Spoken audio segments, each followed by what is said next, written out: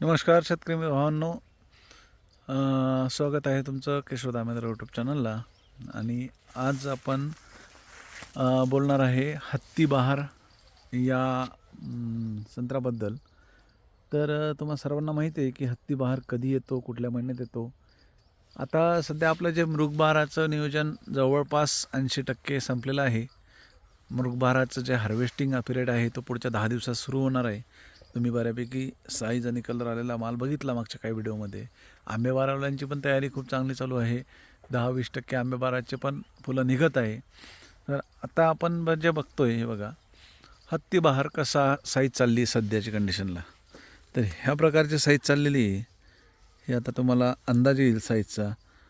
ह्या अंगठा आणि मधलं बोट, तर अंगठ्याच्या ह्या इथे आपल्याला एंड होतो आहे फळाची साईजचा.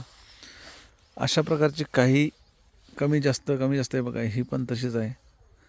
हे पहिलं बोट, हे हे पहिलं बोट इथे एंड होतो आणि मधलं बोट इथे एंड होतो. म्हणजे अशा प्रकारचे साईज आहे. हे फळ ॲक्च्युली मृगाचं आहे. मृगाचंच हे बघा 3 नंबरची साईज आहे. तर आता आपल्याला ज्यांना असा हत्तीबहार लागलेला आहे, हे बघा खूप चांगला हत्तीबहार लागला आहे इथे. म्हणजे चांगल्यापैकी आता जे आपल्याला फळ दिसतंय हेच जेव्हा साईज होईल 2 नंबर 1 नंबर, तेव्हा हे खूप जास्त झुकणार आहे झाड. ओव्हरलोड माल होणार आहे. आता असं वाटते की पातळ माल आहे, पण हा पातळ नाही आहे. फक्त खालच्या साईडला कमी असल्यामुळं आपल्याला जाणवते की फक्त शेंड्याला माल आहे. आणि इथलं अंतर लक्षात घेता तुम्हाला लक्षात येईल इथे अंतर खूप कमी आहे. 12 बाय 12 अंतर आहे. आणि 12 बाय 12 अंतरामध्ये माल खालून हा कमी लागतो. तर इथे बघा तुम्हाला सनबर्निंग जे आहे पुढच्या महिन्यात कमी होईल सनबर्निंग, पण फेब्रुवारी महिन्यामध्ये ह्या फळांना सनबर्निंग होण्याची दाट शक्यता आहे. त्याची तयारी आपल्याला आत्तापासून सुरू करायची. आत्तापासून काय तयारी सुरू करायची, तर पाणी जे आहे ते एकसारखं गेलं पाहिजे. ह्या हत्तीबाराला तुम्ही पाणी ठिबकनी द्या अथवा फ्लोनी द्या. शक्यतोवर फ्लोनीच द्यायचं आहे. पण जर ज्यांना पुढं फेब्रुवारीमध्ये पाण्याची अडचण येत असेल त्यांनी आतापासून त्याची सवय मोडावं लागेल. पुढच्या 15 दिवसापासून 20 दिवसांनी सवय मोडावी लागेल की ठिबकच्याच पाण्यावर ठेवावं लागेल, जेणेकरून आपल्याला ठिबकच्या पाण्यावर त्याचं पोट भागेल फळांचं. म्हणजे अचानक आपण काय करतो की पाणी द्यायला सुरुवात करतो. आता फ्लोचं पाणी आहे तर मस्त फ्लोचं पाणी द्यायचं, आणि अचानक टेम्परेचरमध्ये उन्हाळ्यामध्ये फेब्रुवारी आणि मार्च महिन्यामध्ये त्याला ठिबकचं पाणी देतो. अशा वेळेस त्याला भरपूर पाणी दिल्यानंतर अचानक जेव्हा हिवाळ्यामध्ये आपण पाणी उन्हाळ्यामध्ये जेव्हा पाणी आपण कमी करतो तेव्हा झाडं शॉकमध्ये जातात. त्यामुळं ही गोष्ट लक्षात ठेवून आपल्याला पाणी जे आहे ते आतापासूनच कमी करायचं, जेणेकरून त्याला सवय राहील. तर हे बघा माल तुम्ही बघतच आहे आणि माझं म्हणणं पण ऐकत आहे. या दोन्ही गोष्टीवर लक्ष ठेवा.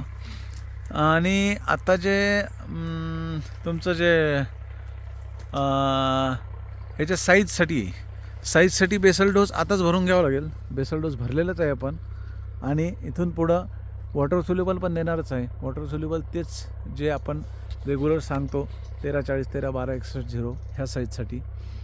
आणि सनबर्निंगसाठी सिलिकॉनमधल्या ऑर्थोसिलिसिक ॲसिड किंवा आपण म्हणू की सिलिकॉन गोल्ड याचा स्प्रे आपल्याला 15 दिवसाला चालू ठेवायचं आहे, जेणेकरून याच्यामध्ये सनबर्निंग खूप जास्त वाढणार नाही फेब्रुवारीमधलं.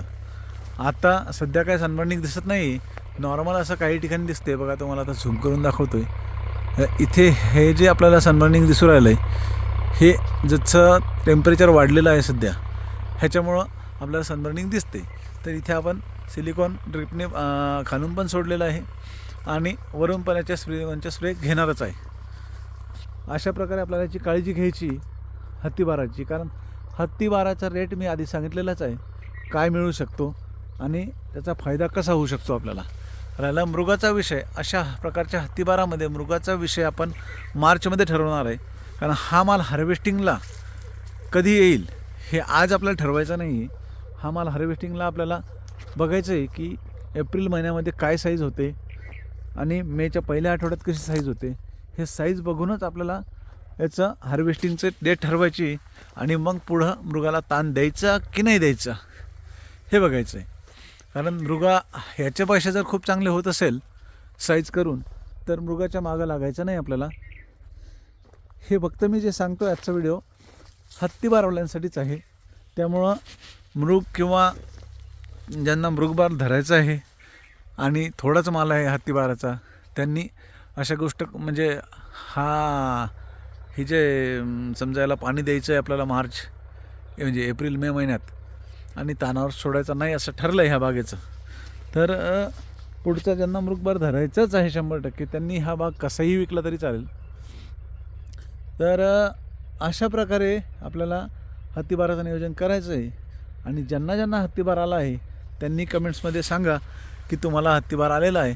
जेवढा जास्त लोकांना हत्तीबार असेल तर हत्तीबाराचं ट्रीटमेंटबद्दल आपण जे याचं नियोजन करणार आहे ह्याच्यावरचा सेपरेट व्हिडिओ आपण बनवू, जेणेकरून ह्याच्यावर आपल्याला पुढच्या 2 ते 3 महिन्यामध्ये काय करायचं आहे हे सगळं तुम्हाला सांगितलं जाईल. धन्यवाद.